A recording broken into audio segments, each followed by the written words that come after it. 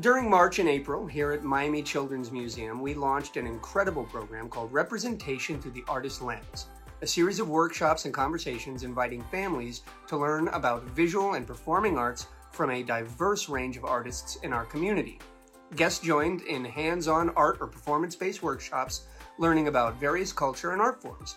Artists included Edouard Duval-Carré, Fushu Daiko, Adriana Carvalho, Victor Matthews, Muse, Serge Toussaint, Lanny Johnson, and Patty Moncluse. This project is supported in part by the Lynn and Lewis Wolfson II Family Foundation and the National Endowment for the Arts. Here's a look at a time with Muse. Hi, my name's Ashley Thomas. I'm the co-founder of Muse, the Miami Urban Contemporary Experience. Muse is an arts education company that brings brands and ideas to life with art. We do pop-up exhibitions, art installations, and cultural programming like this. Let's start from 1686, Miss Nanny of the Maroons. She was born in Ghana, and she actually was forced from her home to do hard labor in Jamaica. But Miss Nanny was a warrior. She was a warrior princess, and she was able to get 1,000 of her people who had gone through the same things that she had done in Jamaica free. They all moved to the Blue Mountains of Jamaica, and where they were able to live in freedom and harmony and protect their fort, thanks to the works of this warrior princess, Miss Nanny the Maroon. And in honor of Miss Nanny today, we're going to be making shields to join the Maroon tribe. Alright, so each of you can make your own shield today with the eye of the sun. Let's travel a little bit further in time to 1875.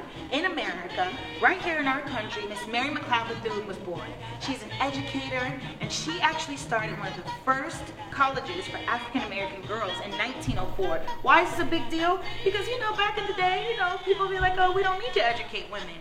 And she was like, yes, we do. And she made sure that happened. So in honor of Miss Mary McLeod Bethune, who also started a university and college, we're making book covers. So you can design your own book, all of your own inspiration, put your own history in here so people can know about you as well, just like we know about Miss Mary McLeod Bethune.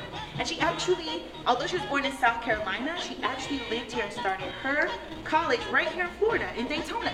All right? We're moving from the to the 1900s with one of my favorite singers, Ms. Zinzile Miriam Makeba. She is from South Africa. Where's she from?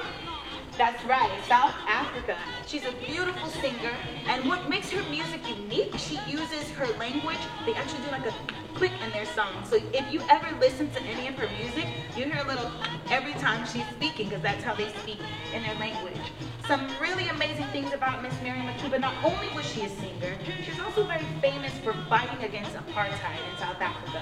She's a very oppressive system that did not allow Africans to move freely in the country. And so she fought and she fought and she fought until apartheid was ended. So she used her voice, her singing, and her fame to make a difference for a lot of people. So today, we're going to make rainmakers in honor of Miss Miriam Makeba. You hear that?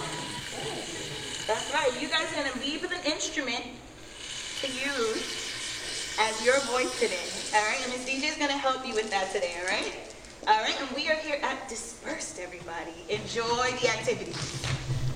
Thank you, Muse, for spending time with our families, and thanks again to Lynn and Lewis Wolfson II Family Foundation and the National Endowment for the Arts. Be sure to subscribe to our YouTube channel and follow us on Instagram and Facebook for more videos. Thanks, everyone. Bye.